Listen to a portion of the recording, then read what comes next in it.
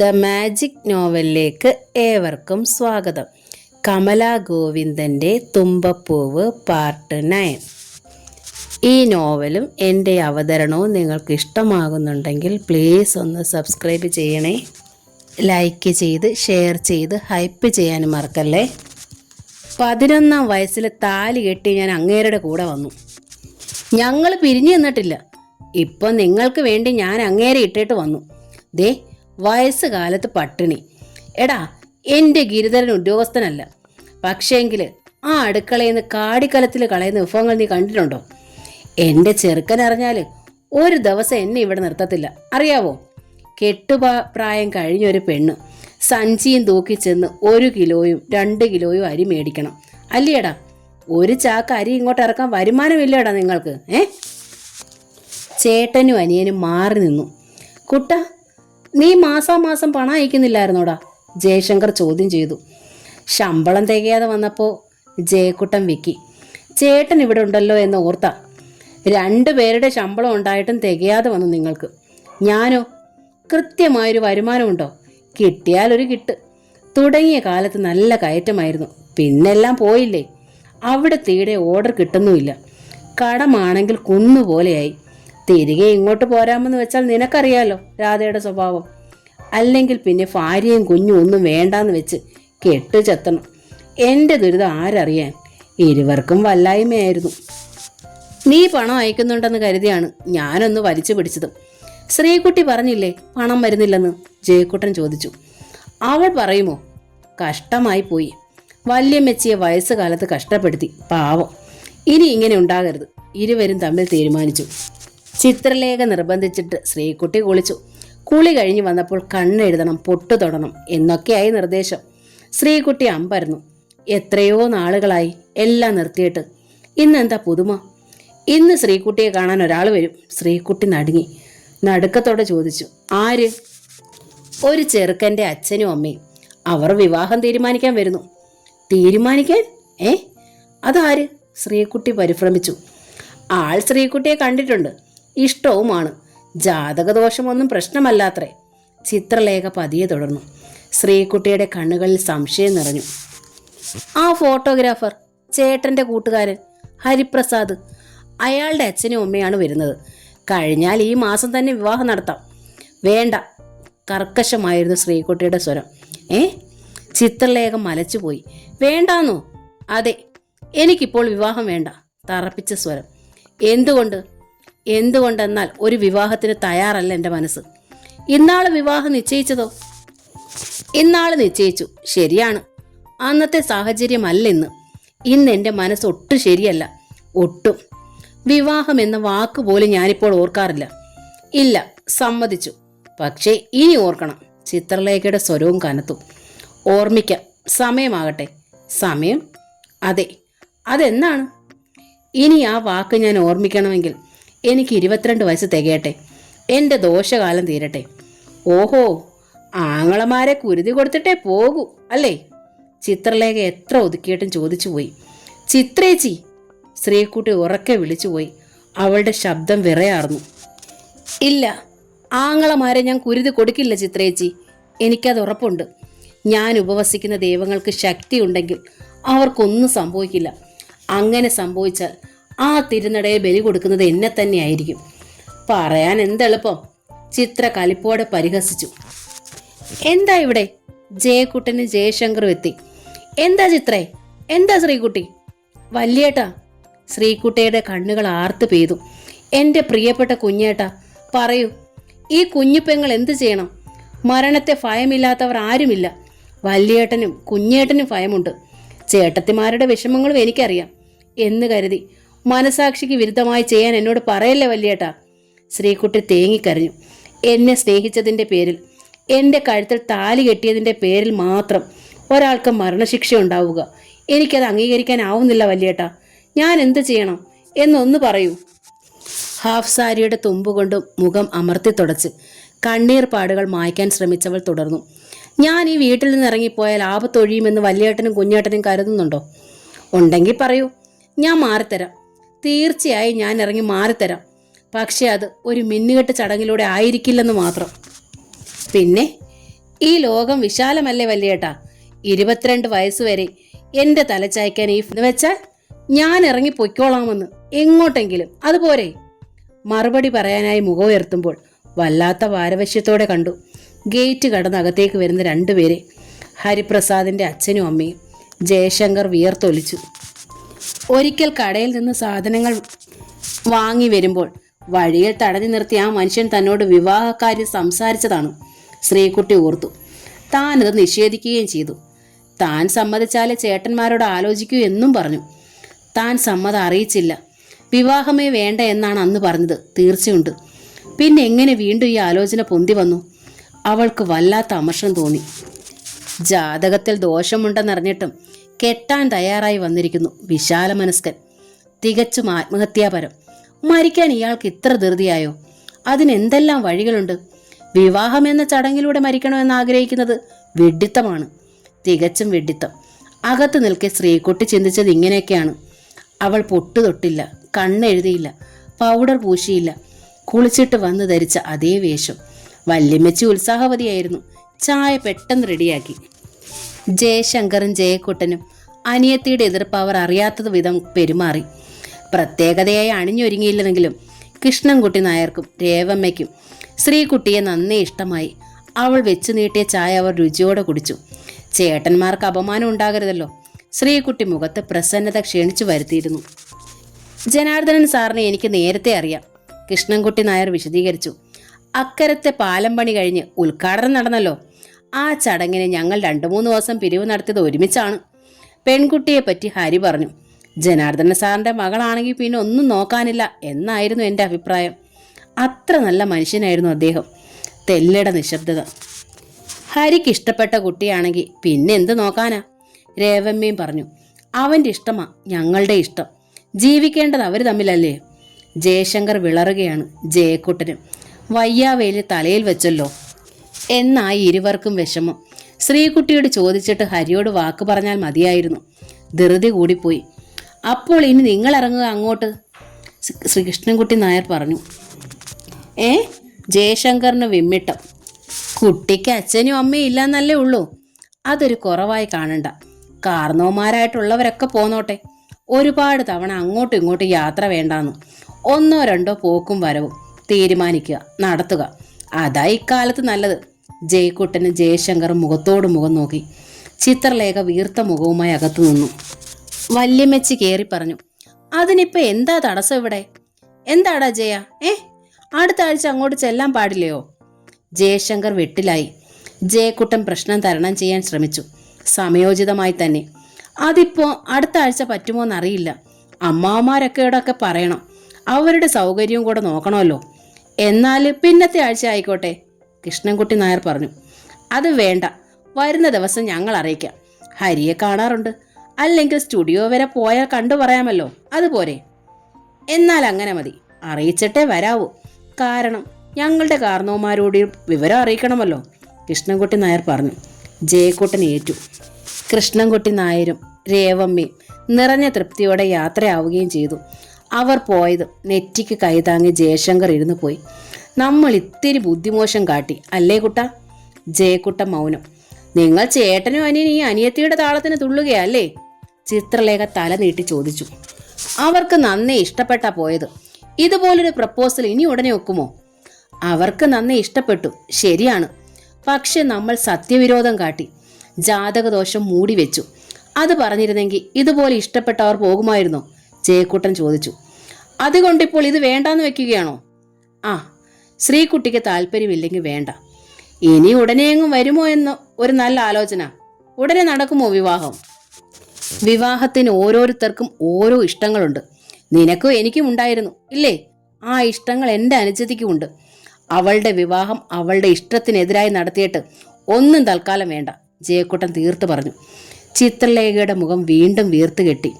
അകത്തെല്ലാം ശ്രദ്ധിച്ചു നിന്നിരുന്ന ശ്രീകുട്ടി ദീർഘമായി നിശ്വസിച്ചു. അവളുടെ ഉള്ളം വല്ലാതെ തുടികൊട്ടി. ഏട്ടന്മാർ പഴയതുപോലെ ഇന്നും തന്നെ സ്നേഹിക്കുന്നു. പണം അയച്ചു തരാത്തതോ അന്വേഷണം കുറഞ്ഞതോ സ്നേഹമില്ലായ്മയല്ല, മറിച്ച് സാഹചര്യമാണ്. ശ്രീകുട്ടി അടുക്കളയിലേക്ക് വലിഞ്ഞു. എന്നാടാ, നല്ല കൂട്ടരല്ലേ, നടത്താൻ പറ്റത്തില്ലേ? സംഭാഷണം കേൾക്കാതിരുന്ന വല്യമ്മച്ചി ചോദിച്ചു. ആ, നോക്കട്ടെ, പോകാം. പറ്റുന്നതാണെങ്കിൽ നടത്താൻ വല്യമ്മച്ചി, ജയശങ്കർ അലസമായി പറഞ്ഞു.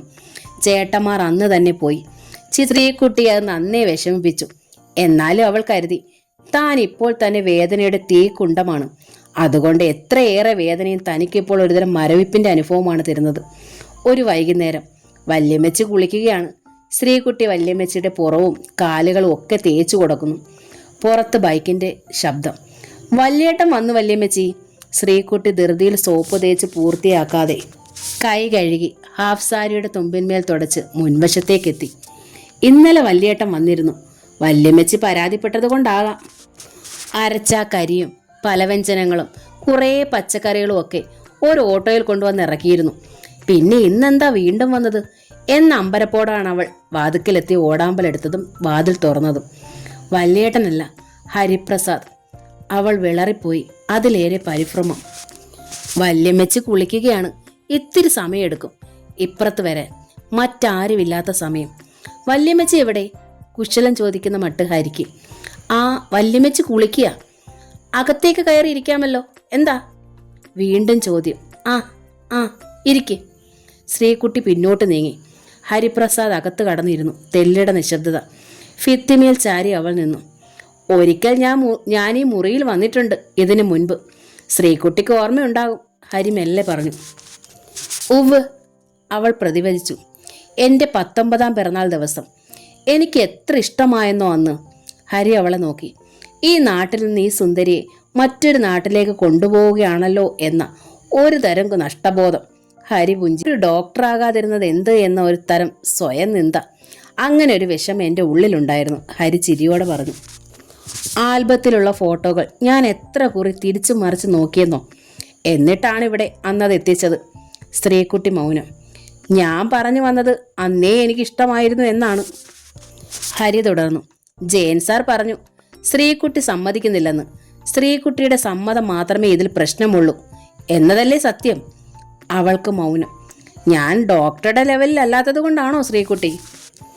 എൻ്റെ ജാതകദോഷം വീട്ടിൽ പറഞ്ഞു? അവൾ ചോദിച്ചു. ഇല്ല. പറഞ്ഞാൽ ആരെങ്കിലും സമ്മതിക്കുമോ? ഹരി തിരിച്ചു ചോദിച്ചു. അച്ഛനെയും അമ്മയും കബളിപ്പിച്ചു കൊണ്ട് വേണോ വിവാഹം? ശ്രീകുട്ടി പതിയെ ചോദിച്ചു. ഹരി നിശബ്ദനായി. തെല്ലിട. പിന്നെ പറഞ്ഞു. അച്ഛനും അമ്മയ്ക്കും ജീവനാണ് എന്നെ. എനിക്കും അങ്ങനെ തന്നെ. ഒരു പക്ഷെ മറ്റു മക്കളേക്കാൾ അവരെന്നെ ഇഷ്ടപ്പെടുന്നു എന്നും തോന്നിയിട്ടുണ്ട്. സത്യമാണ് താനും. അതാണ് ധൈര്യവും. എൻ്റെ ഇഷ്ടത്തിന് അവർ എതിർ നിൽക്കില്ല. സത്യം പറഞ്ഞിട്ട് ഞാൻ ഉടനെ വേണമെന്ന് വാശി പിടിച്ചാലും അവർ സമ്മതിക്കും. പക്ഷേ ഉള്ളിലടക്കിയ വിഷമത്തോടെ അവർ സമ്മതിക്കൂ. അത് പാടില്ല. മനസ്സ് അവരെ സംബന്ധിച്ചിടത്തോളം ആഹ്ലാദഭരിതമായിരിക്കട്ടെ എന്ന് ഞാൻ ആഗ്രഹിച്ചു. അവരുടെ മനസ്സ് മാത്രം ആഹ്ലാദഭരിതമായിരുന്നാൽ മതിയോ? അവൾ ചോദിച്ചു. ഹരി അവളെ നോക്കി. എൻ്റെ മനസ്സ് ഒട്ടും സന്തോഷപ്പെടില്ല, ശ്രീകുട്ടി പറഞ്ഞു. ഹരിയുടെ മുഖം മങ്ങി. എൻ്റെ ഏട്ടന്മാർക്കും ഏട്ടത്തിമാർക്കും പൂർണ്ണമായി എന്നെ മനസ്സിലാവില്ല. പക്ഷേ അവൾ നിർത്തി. ശ്രീകുട്ടി പറയൂ. എൻ്റെ ദോഷം കൊണ്ട് എന്തെങ്കിലും സംഭവിച്ചാൽ ഒരുപാട് സ്നേഹിക്കുന്ന അച്ഛനും അമ്മയ്ക്കും പിന്നെ ആരാ? അവർക്ക് സഹിക്കാനാവുമോ? പിന്നെ ഞാൻ എങ്ങനെ സഹിക്കും? ഹരി എഴുന്നേറ്റു. അവൾക്ക് മുമ്പിൽ വന്നു. ശ്രീകുട്ടി, ഞാൻ പൂർണ്ണമായും മനസ്സിലാക്കുന്നു. പക്ഷേ ശ്രീകുട്ടി ഒരുപക്ഷെ ഉത്തരവാദി അല്ലായിരിക്കാം. എന്നാലും എനിക്ക് ശ്രീകുട്ടി അത്രയ്ക്കിഷ്ടമാണ്. എൻ്റെ ജീവനേക്കാൾ. ആ മിഴികൾ നനയുന്നത് ശ്രീകുട്ടി കണ്ടു. എനിക്ക് ശ്രീകുട്ടി നഷ്ടമാകരുത്. ഒടുവിൽ ഹരിക്ക് വാക്കുകൾ വഴിമുട്ടി. നോക്കൂ ശ്രീകുട്ടി, ഞാൻ പറഞ്ഞല്ലോ, ദോഷവും മരണവും ഒന്നും എനിക്ക് പ്രശ്നമല്ല. അതൊക്കെ വിധിക്ക് വിട്ടുകൊടുക്കുക. ഞാൻ ഈ നിമിഷം മുതൽ കാത്തിരിക്കുന്നു. സമ്മതമെന്ന ശ്രീകുട്ടിയുടെ ശബ്ദത്തിനായി.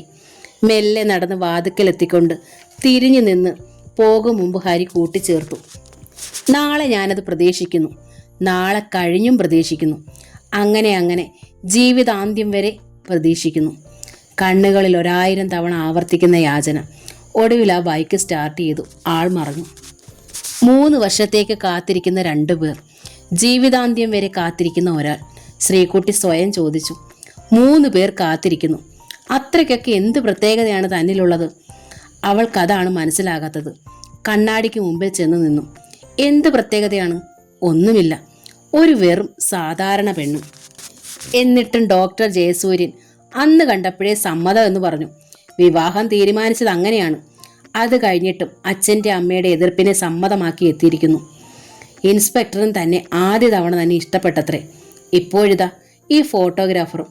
ഓർക്കാൻ രസം തോന്നേണ്ടതാണ്. 3 പേരും കാത്തിരിക്കുന്നു തനിക്കായിട്ട്. താൻ എത്ര ഭാഗ്യവതിയാണ്. ഭാഗ്യം തന്നെ. ശ്രീകുട്ടി കുളിമുറിയിലേക്ക് ചെന്നു. ജയൻ വന്നിട്ട് എവിടെ പെണ്ണേ? തോർത്തുകയാണ് വല്യമ്മച്ചി. ബൈക്കിൽ വല്യേട്ടനാണ് വന്നതെന്ന് കരുതിയിരിക്കുന്നു. അത് വല്യേട്ടനല്ലായിരുന്നു വല്യമ്മച്ചി. വല്യേട്ടൻ്റെ ഒരു കൂട്ടുകാരനായിരുന്നു. പിന്നെ വല്യേട്ടനെ തിരക്കി വന്നതായിരുന്നു. പോയി, അവൾ ഉറക്കെ പറഞ്ഞു. ഓ, വല്യമ്മച്ചി മുടി തോർത്തി ചിക്കി പരത്തിയിട്ടു. ശുഭവസ്ത്രങ്ങൾ ധരിച്ചു. കണ്ണാടിക്ക് മുമ്പിൽ വന്നു നിന്ന് കൺമഷി എടുത്ത് കണ്ണെഴുതി. സ്റ്റേഷനറി കടയിൽ നിന്ന് വാങ്ങുന്ന കൺമഷി വല്യമ്മച്ചി ഉപയോഗിക്കാറില്ല. ശുദ്ധമായ വെളിച്ചെണ്ണയിൽ തിരിയിട്ട് കത്തിച്ച് അതിന് മുകളിൽ ഓട് കമിഴ്ത്തി വെക്കും. കട്ടയായ കരി അതിന്മേൽ നിന്ന് കിട്ടും. ആ കരി ഒരു ഡപ്പയിലിട്ട് വെച്ചിരിക്കുകയാണ്. ലേശം വെളിച്ചെണ്ണ വലത് കൈയിലെ ചൂണ്ടുവിരലിൽ തൊടും. എന്നിട്ട് കരിയിന്മേൽ തൊടും. വിരലിൽ പറ്റിയ കരി ഇടത് കണ്ണിലെ ചൂണ്ടുവിരലിൽ കൂട്ടി ഉരസും. പിന്നെ വിരലുകളും കണ്ണുകളിലേക്കും മെല്ലെ നീണ്ട് കൺപോളകൾക്ക് സമമായി വരച്ചു നീങ്ങുന്നു. ഐലൈനർ കൊണ്ട് വരയ്ക്കുന്ന ഭംഗി നിങ്ങളൊക്കെ കടയിൽ നിന്ന് വാങ്ങുന്ന മായം ചേർത്ത കൺമഷി കണ്ണിലെഴുതിയേട്ടാ. 40-40 വയസ്സാകുന്നതിന് മുന്നേ കണ്ണിന് വേദനയും കാഴ്ചക്കുറവും ഒക്കെ ഉണ്ടാകുന്നത്. അവിടെ വിജയലക്ഷ്മിക്ക്, നിന്റെ കൊച്ചമ്മായിക്ക് വെള്ളെഴുത്താ. ഇപ്പോ എനിക്ക് 55 കഴിഞ്ഞാൽ പിന്നെ ഒരു മങ്ങൽ പോലെ തോന്നിയത് തന്നെ. അറിയോ, വല്യമ്മച്ചി തന്നെ കൺമഷിയെ ന്യായീകരിക്കും. വല്യമ്മച്ചിയുടെ കൺമഷി പ്രയോഗമാണ് ഇപ്പോഴും ശ്രീകുട്ടി ചെയ്യാറ്. കണ്ണെഴുതി കഴിഞ്ഞാൽ ലേശം പൗഡർ പൂശും. കുങ്കുമം കൊണ്ടൊരു പൊട്ടു തൊടും വല്യമ്മച്ചി. എണ്ണ തേക്കുന്നത് മുതൽ ഈ പൊട്ടുതൊടിയിൽ വരെ ആകെ കുളിക്കുന്ന സമയം 2 മണിക്കൂർ. മറ്റ് ജോലികളൊന്നുമില്ലാത്തതിനാൽ പ്രശ്നമില്ലാതാനും. ഈ പരിചരണം കൊണ്ടാകാം 75 കഴിഞ്ഞ ആ മുഖത്തെ ഐശ്വര്യം ഇന്ന് ആരെയോ ഒന്ന് ആകർഷിക്കും. വല്യമ്മച്ചി ചെറുപ്പത്തിൽ എന്ത് സുന്ദരിയായിരുന്നിരിക്കും. നിന്നെക്കാള് സുന്ദരിയായിരുന്നു പെണ്ണേ ഞാൻ. നല്ല പവൻ കാച്ചിയെടുത്ത നിറം, വല്യമ്മച്ചി അഭിമാനത്തോടെ പറയും. കുളി കഴിഞ്ഞപ്പോൾ ശ്രീകുട്ടി കഞ്ഞി വിളമ്പി. ഇരുവരും കഴിക്കാനൊരുങ്ങുമ്പോഴാണ് മുറ്റത്ത് വീണ്ടും ശബ്ദം കേട്ടത്. ഇത്തവണ കാറിന്റെ ശബ്ദമാണ്. ശ്രീകുട്ടി മുറ്റത്തേക്ക് വന്നു. കാറാണ് ഇറങ്ങുന്നത്. കൊച്ചമ്മാവനും വല്യച്ഛനും. വല്യമ്മച്ചി, ശ്രീകുട്ടി വിളിച്ചു പറഞ്ഞു. വല്യച്ഛനും കൊച്ചമ്മാവനുമാ. വല്യച്ഛനെ പിടിച്ചുകൊണ്ട് കൊച്ചമ്മാവൻ വീടിനുള്ളിലേക്ക് വന്നു. വല്യമ്മച്ചി അടുക്കളയിൽ നിന്ന് അമ്പരപ്പോടെ എത്തി. ഗിരിധര, ഇതെന്നാടാ അച്ഛനെയും കൊണ്ട്? വല്യമ്മച്ചി മുഴുവിപ്പിച്ചില്ല. ഒറ്റയാട്ടാണ് വല്യച്ഛൻ. ഞാൻ വന്നത് നിനക്ക് പിടിച്ചില്ല അല്ലയോടി? ഇതെന്താ അപ്പനെ വന്നു കുതിര കയറണത്? വല്യമ്മച്ചി ചോദിച്ചു. നിന്നെ കൊല്ലും ഞാൻ. നീ സുഖിക്കാൻ പോന്നതല്ലയോടി. ഞാൻ കിടന്ന് കഷ്ടപ്പെടുമ്പം നീ സുഖിക്കാൻ പോന്നു. നിന്നെ ഞാൻ സുഖിപ്പിക്കത്തില്ലടി, കൊന്നു കുഴിച്ചു മൂടും. വിറയാർന്ന സ്വരം. നിൽക്കുന്നത് തന്നെ ആടിയാണ്. ആരെങ്കിലും പിടിച്ചില്ലെങ്കിൽ 10 അടി പോലും നടക്കാനാവില്ല. എന്നിട്ടും വീറ് കണ്ടില്ലേ? വല്യമ്മച്ചിയെ കൊല്ലുമെന്ന് ശ്രീകുട്ടിക്ക് ചിരി പൊട്ടിപ്പോയി. ആണിന്റെ ശൗര്യം, ഭർത്താവ് എന്ന അധികാരം. കൊച്ചമ്മാവൻ വല്യച്ഛനെ കസേരയിലിരുത്തി. ആയ കാലത്ത് എല്ലാവർക്കും എന്നെ വേണമായിരുന്നു. ഇപ്പൊ കെട്ടിയോക്കും വേണ്ട, മരുമക്കൾക്കും വേണ്ട, കൊച്ചുമക്കൾക്കും വേണ്ട. വല്യച്ഛൻ സങ്കടത്തോടെ എണ്ണിപ്പെറുക്കി. ഇതാപ്പ നന്നായേ. വേണ്ടാതെ ഇട്ടാണോ ഞാൻ ഇങ്ങോട്ട് പോകുന്നത്? മനുഷ്യനായ കുറച്ച് ബോധം വേണം. ഈ കൊച്ചിന് ആരും ഇല്ലാണ്ടായ നമുക്ക് ഉപേക്ഷിക്കാൻ പറ്റുമോ? ജാനകിയുടെ ഒറ്റ മോളാ. അവൾ എത്ര ഓമനിച്ചാ വളർത്തിയെന്നറിയാവോ ഈ പെണ്ണിനെ? വല്യമ്മച്ചി കാര്യമായി പറഞ്ഞു. തെല്ലുമയം വന്ന സ്വരത്തിൽ വല്യച്ഛനും ഒന്ന് അയഞ്ഞു. എന്നൊരു മൂളലും.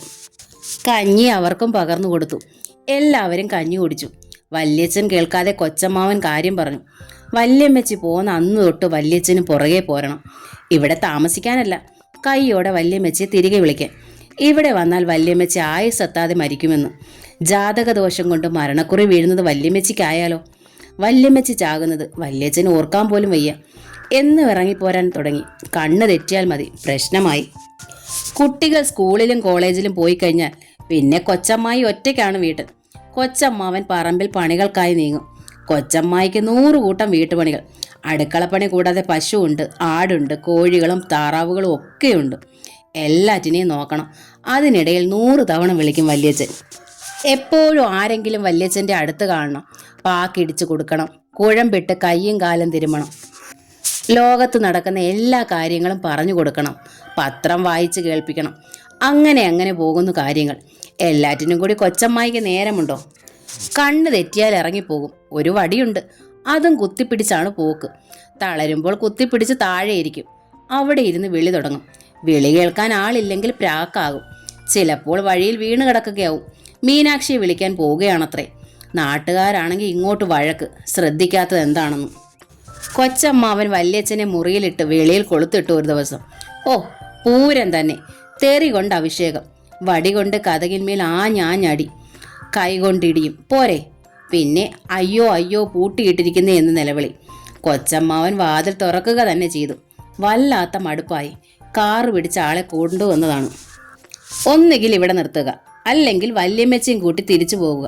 കൊച്ചമ്മാവൻ കാര്യം പറഞ്ഞ് നിർത്തി. എങ്ങനാ അമ്മ പോരുന്നോ? ഞാൻ എങ്ങനെ പോരുമടാ ഗിരിധരാ? വല്യമ്മച്ചിക്ക് സങ്കടം. ഈ കൊച്ചിനെ ഇട്ടേച്ച്. എന്നാ പിന്നെ അച്ഛൻ ഇവിടെ നിൽക്കട്ടെ. ഇവിടെ നിൽക്കുവോ? അമ്മ തന്നെ ഈ മാരണത്തിനൊരു തീരുമാനം ഉണ്ടാക്കും. കൊച്ചമ്മാവിന് ദേഷ്യം വന്നു. ഓ, വയസ്സായി, അത് ഞാൻ ഇത്തിരി ശുണ്ടിയാണ് എന്ന് വെച്ച് തന്തയല്ലാതാകുമോടാ? നിന്നെയൊക്കെ തീറ്റിപ്പോറ്റി വളർത്തിയതും കൊഞ്ചിച്ചതും എങ്ങനെയാണെന്ന് അറിയാവോടാ? ഇടത്തെ തുടമേലും വലത്തെ തുടമേലും ഓരോരുത്തരെയും കയറ്റിയിരുത്തിയ ചോറ് ഉരുട്ടി തരുന്നിട്ടുള്ളത്.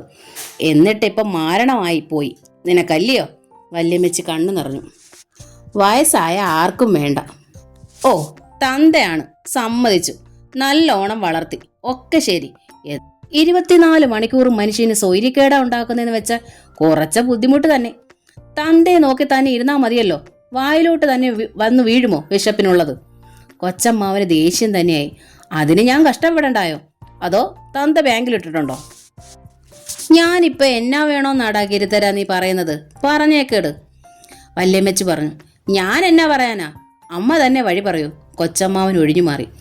അങ്ങേരിവിടെ നിൽക്കുവോ? ചോദിച്ചു നോക്ക്. അതെ, നമുക്കിവിടെ താമസിക്കാം. എന്നാ പോരെ? ആട്ടാണ്. എന്നെ കൊല്ലാൻ ധൃതിയായി ഇല്ലയോടി? വല്യച്ഛൻ പിടഞ്ഞെണീറ്റു. ചാകാൻ ഇത്ര പേടിക്കുന്ന എന്തിനാ? വല്യമ്മച്ചി ചോദിച്ചു. എനിക്ക് പേടിയില്ലല്ലോ. ഇപ്പം ചാകണം, ആരെയും ബുദ്ധിമുട്ടിക്കാണ്ട്. ജീവനെടുക്കണമെന്നാ എൻ്റെ പ്രാർത്ഥന. നീ പോയി ചാക്. എനിക്ക് ചാകാൻ മാത്രം പ്രായമൊന്നും ആയിട്ടില്ല. ചെവി ലേശം കേൾക്കത്തില്ല. ശകലം കാഴ്ചക്കുറവുണ്ട്. അല്ലാണ്ട് എനിക്ക് എന്നാടി, പ്രായം ഏറെയായോ? വല്യച്ഛൻ ചോദിച്ചു. ഇല്ല, 100 വയസ്സ് വരെ ജീവിച്ചിരുന്നു. വല്യമ്മയ്ക്ക് ദേഷ്യം വന്നു. പ്രായമേറെയായെന്ന്. ജീവിച്ചിരിക്കുമടി. എൻ്റെ അച്ഛൻ 107 വയസ്സിലാ ചത്തത്. എനിക്കിനി പൂതിയൊന്നുമില്ല ജീവിക്കാൻ. പിള്ളേരെ കഷ്ടപ്പെടുത്താണ്ട് ഒന്ന് ചത്തെടുത്താൽ മതി. ഞാൻ ഈ പെണ്ണിൻ്റെ കൂടെ നിൽക്കുമ്പോൾ ചാകാന വിധിയെങ്കിൽ എനിക്ക് അത്ര സന്തോഷം. അല്ലാണ്ട് പിന്നെ. മീനാക്ഷി, വല്യച്ഛൻ വിളിച്ചു. പഴയ പ്രതാപത്തിൻ്റെയും ഓർമ്മയും ഭർത്താവിൻ്റെ അധികാരവും അടങ്ങിയ വിളി. എന്താ വിളിക്കാൻ എന്നായി വല്യമ്മച്ചി. ഇങ്ങോട്ടിറങ്ങിടി. പോകാം. ഞാൻ വരുന്നില്ലെന്ന് പറഞ്ഞില്ലേ? തർക്കുത്തരം പറയുന്നോടി. വല്യച്ഛൻ വടിയും കൊണ്ട് ചാടി എണീറ്റു. വേച്ച് കസേരയിൽ തന്നെ ഇരുന്നു പോയതുകൊണ്ട് അടികൊള്ളാതെ വല്യമ്മച്ചി രക്ഷപ്പെട്ടു. ഗിരിധര, വല്യമ്മച്ചി വിളിച്ചു. നീ പൊയ്ക്കോ. ഞാൻ വരുന്നില്ല. ഇങ്ങേര് ഇവിടെ തന്നെ നിൽക്കട്ടെ. നീ പൊയ്ക്കോ, വല്യമ്മച്ചി ഗൗരവത്തിൽ പറഞ്ഞു. കേൾക്കാത്ത താമസം. മാരണം ഒഴിവായല്ലോ എന്ന ആശ്വാസത്തിൽ കൊച്ചമ്മാവൻ ധൃതിയിൽ മുറ്റത്തേക്ക് ഇറങ്ങി വണ്ടിയിൽ കയറി. ഡ്രൈവർ വണ്ടി വിട്ടപ്പോഴേ വല്യച്ഛൻ കാര്യം മനസ്സിലാക്കി വന്നുള്ളൂ. വല്യച്ഛൻ നിലവിളിച്ചു. ഗിരിധര, എടാ നില്ലടാ, ഞാനും വരുന്നടാ. അയ്യോ, എന്നെ കൊല്ലം കൊണ്ടിട്ടിരിക്കുവാണേ. പിന്നെ നിലവിളിയായി. കുറച്ചു നേരം തന്നെ ഇരിക്കട്ടെ മോളെ, താനെ അടങ്ങിക്കോളും, വല്യമ്മച്ചി പറഞ്ഞു. ശ്രീകുട്ടി സഹതാപത്തോടെ വല്യച്ഛനെ നോക്കി. 80 കഴിഞ്ഞിട്ടും മരിക്കാൻ ഭയം. അപ്പോൾ വല്യേട്ടനും കുഞ്ഞേട്ടനുമോ? അവരെ തെല്ലും കുറ്റം പറയാൻ പറ്റില്ല. വല്യമ്മച്ചിയോടൊപ്പം അവളും അകത്തേക്ക് പോയി. ഏറെ നേരം കഴിഞ്ഞപ്പോൾ ശ്രീകുട്ടി ചായയുമായി വല്യച്ഛനെ സമീപിച്ചു. ഉറക്കെ പറഞ്ഞു, സഹതാപത്തോടെ തന്നെ. വല്യച്ഛ, ദേണ്ടെ ചായ. വല്യച്ഛൻ അവളെ തുറച്ചു നോക്കി. നരച്ച കണ്ണുകളിൽ നടുക്കം പാറി. നീ എൻ്റെ കാലനാ. പറഞ്ഞതും വല്യച്ഛൻ ചായ ഗ്ലാസ്സിനിട്ട് ഒറ്റ തട്ട്. ഗ്ലാസ് തെറിച്ച് ദൂരേക്ക് പോയി വീണു. ഒഴിഞ്ഞു മാറാൻ കഴിയും മുമ്പ് വടികൊണ്ടുള്ള അടിയും വീണു. തലക്കിട്ട് തന്നെ. ശ്രീകുട്ടിയുടെ തലയിൽ നിന്ന് ചോരയൊഴുകി നെറ്റിയിലൂടെ ഇറങ്ങി. ശ്രീകുട്ടിക്ക് ഒട്ടും വേദന തോന്നിയില്ല, വിഷമം തോന്നിയില്ല. വല്യച്ഛൻ്റെ മരണഭീതിയാണ് ജയിച്ചത്. വല്യമ്മച്ചിക്ക് പക്ഷേ പ്രയാസമായി. വിഷമത്തോടെ അവർ ശ്രീകുട്ടിയുടെ തലയിൽ നോക്കി. ചോര ഒഴുകുന്ന ഭാഗത്ത് ലേശം തൊലി പൊടിഞ്ഞിട്ടുണ്ട്. വരൂ കുട്ടി. വല്യമ്മച്ചി അവളെ പിടിച്ചു മാറ്റി.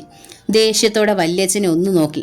പിന്നെ പാഞ്ഞു ചെന്ന് വല്യച്ഛൻ്റെ കയ്യിൽ നിന്ന് വടി വാങ്ങി മുറ്റത്തേക്ക് എറിഞ്ഞു. കൊച്ചിനെ തല്ലിക്കൊന്നേനല്ലോ. ഇപ്പോ നടക്കുന്നു വടിയും കൊണ്ട്, കലിപ്പോടെ പറഞ്ഞിട്ട് വല്യമ്മച്ചി ശ്രീകുട്ടിയുടെ തല വെള്ളം തൊട്ട് തുടച്ചു. പിന്നെ പഞ്ചസാര പൊടിച്ച് മുറിവിന്മേൽ വെച്ചു. മുറിവ് കരിഞ്ഞോളും, നല്ല ഫസ്റ്റ് മരുന്നാ വല്യമ്മച്ചി പറഞ്ഞു പുഞ്ചിരിയോടെ. ഗിരിധരനും ജാനകിയും ചന്ദ്രനും മാലതിയും ഒക്കെ ഓടിക്കളിക്കില്ലായിരുന്നോ? വീണ് തല പൊട്ടിയ എൻ്റെ ചികിത്സ ഇതായിരുന്നു. വല്യമ്മച്ചി പഴയ കാലം ഓർത്ത് ചിരിച്ചു. അന്നും പിറ്റേന്നും വല്യച്ഛൻ ശല്യമില്ലാതെ കഴിഞ്ഞു. ചെറുമകളുടെ തലയടിച്ച് പൊട്ടിച്ചതിൻ്റെ വിഷമം ഉള്ളിലുണ്ടായിരുന്നു. പക്ഷേ 2 ദിവസം കൊണ്ടത് തീർന്നു. വീണ്ടും വഴക്കായി. തൊട്ടതിനും പിടിച്ചതിനുമൊക്കെ കുറ്റം, ചീത്തവിളി. വടിയുടെ അറ്റം കൊണ്ട് വല്യമ്മച്ചിയുടെ നേരെ കുത്താൻ ചെല്ലും. 1-2 തവണ തല്ലുകയും ചെയ്തു.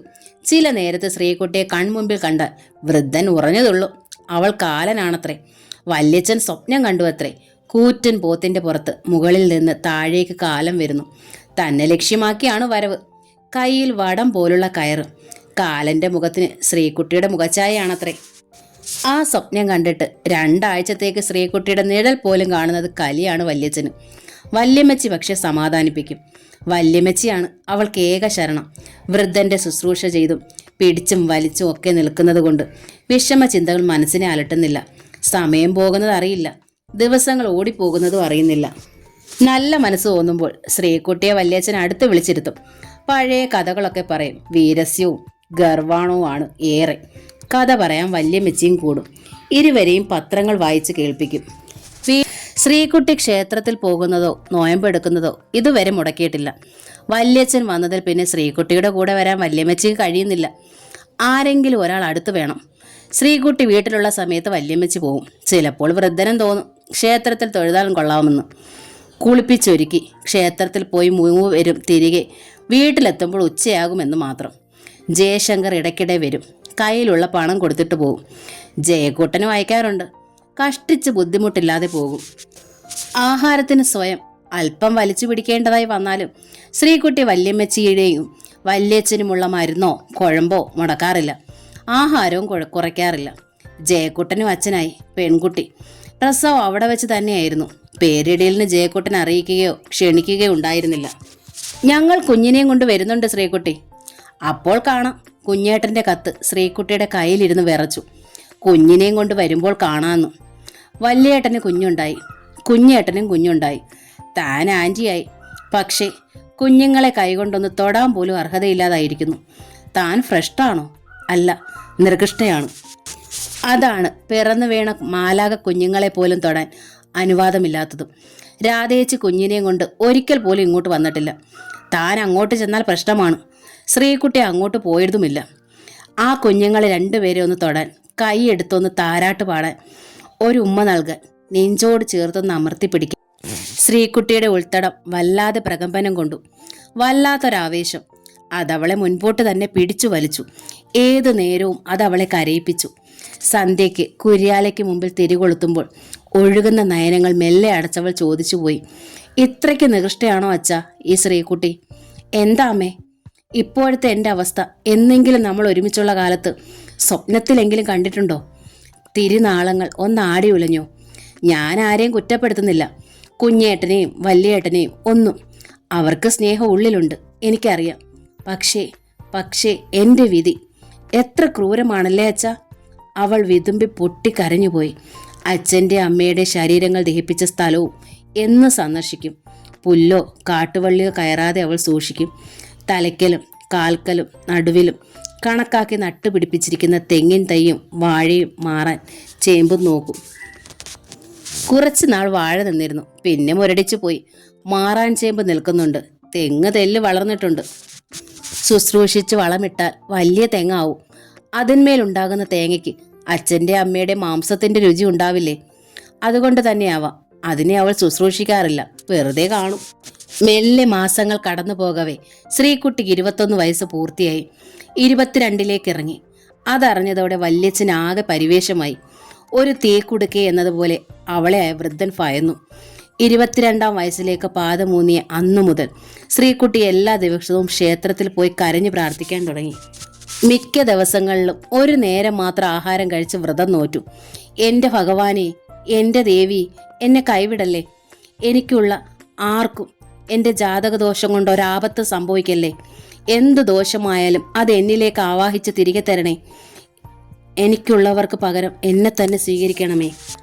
ഒരു ദിവസം ക്ഷേത്രത്തിൽ നിന്ന് ശ്രീകുട്ടി വരുമ്പോൾ ഇടവഴിയിൽ വല്യച്ഛനും വല്യമ്മച്ചിയും തമ്മിൽ മരണപ്പെടുത്തും. അവൾ ഓടി അടുത്തെത്തി. തോടരു തന്നെ. വല്യച്ഛൻ അവൾക്ക് നേരെ വടിയോങ്ങി. ആ വൃദ്ധൻ നിലവിളിച്ചു, നീ എന്നെ കൊല്ലും, എനിക്ക് എൻ്റെ വീട്ടിൽ പോണം, എനിക്കിപ്പോൾ പോണം. പൊന്നു മനുഷ്യനെ വീട്ടിൽ വിടാം, ഞാൻ ഗിരിധരനെ വിളിപ്പിക്കാം, അവൻ വന്നോട്ടെ, നിങ്ങളെ കൊണ്ടാക്കാം. വല്യമ്മച്ചി കാല് പിടിച്ചു. ഇപ്പൊ നിങ്ങൾ വീട്ടിലോട്ട് വാ മനുഷ്യനെ. പോടി പോടി അവിടുന്ന്. വൃദ്ധൻ ആക്രോശിക്കുകയാണ്. നിങ്ങളെ പോലെ തന്നെ പ്രായം ചെന്നോളാം ഞാനും. എനിക്കും വയ്യാണ്ടായി. നിങ്ങളെ പിടിച്ചും വലിച്ചും ഞാൻ നിങ്ങളെക്കാൾ മുന്നേ ചാകുന്ന ലക്ഷണമാ. അപ്പോൾ ഞാൻ ചത്തിട്ട് നിനക്ക് ഇനിയും കഴിയണം അല്ലേടി മൂദേവി. വല്യച്ഛന് കലി കയറി. വല്യമ്മച്ചിയെ തട്ടി മാറ്റി വടിയും കുത്തിപ്പിടിച്ച് നടപ്പായി. 10-15 അടി നടന്നിട്ടുണ്ട്.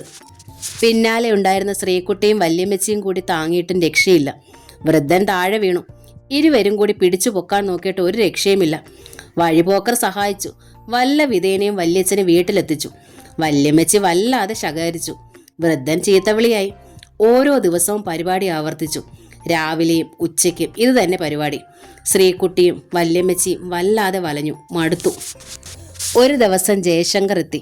വല്യേട്ടാ, വല്യച്ഛനെ തിരിച്ചു കൊണ്ടെന്നാക്കണം. വല്യച്ഛനാകെ വരണ്ടും ഭയന്നും ഇരിക്കുകയാണ്. ഇത്രയും നാൾ ഇത്രയ്ക്ക് പ്രശ്നമില്ലായിരുന്നല്ലോ, ഇപ്പോഴെന്താ പിന്നിങ്ങനെ? ജയശങ്കർ ചോദിച്ചു. ഇപ്പോൾ ശ്രീകുട്ടി പതിയെ പറഞ്ഞു, വല്യേട്ടൻ അറിയില്ലേ, എനിക്ക് 22-ാം വയസ്സാ. അതറിഞ്ഞപ്പോൾ മുതൽ. ജയശങ്കറിന്റെ കണ്ണുകളിൽ നടുക്കം പാറി. കമലാ ഗോവിന്ദന്റെ തുമ്പപ്പൂവ് എന്ന നോവലിന്റെ ഈ ഭാഗം